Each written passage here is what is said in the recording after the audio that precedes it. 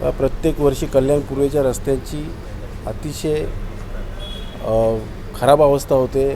त्यामुळे आम्ही आत्ताच आयुक्तांना या ठिकाणी सांगितलं की पहिल्या पाऊस पडायच्या अगोदरच आपण जे चौक आहेत, काटेमानी चौक असेल, म्हात्रे चौक चिंचपाड्याचा असेल, विठ्ठलवाडी रोड असेल, नांदिवली चिंचपाडा ह्या भागामधले जे रस्ते डांबरीकरणचे रस्ते त्या ठिकाणी मास्टिंगचा वापर करून त्या ठिकाणी आत्तापासूनच मोठ्या प्रमाणात ते रस्त्याचे खड्डे आणि रस्ते जेवढे पण खराब आहेत ते चांगल्या प्रकारे झाले पाहिजेत, जेणेकरून पावसाळ्यामध्ये परिस्थिती अशा पद्धतीची खराब होणार नाही आणि लोकांना मानसिक त्रास होणार नाही।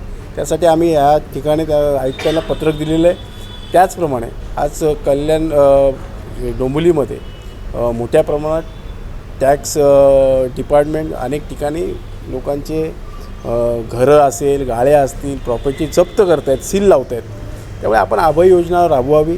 उल्हासनगरच्या धर्तीवर जसं त्यांनी अभय योजना 4 दिवसाची राबवली, तसं आपण या ठिकाणी 7 दिवसाची राबवावी, जेणेकरून सामान्य माणसांना सवलत मिळेल आणि त्या ठिकाणी मोठ्या प्रमाणात आपल्या महापालिकेला टॅक्स उत्पन्न वाढेल।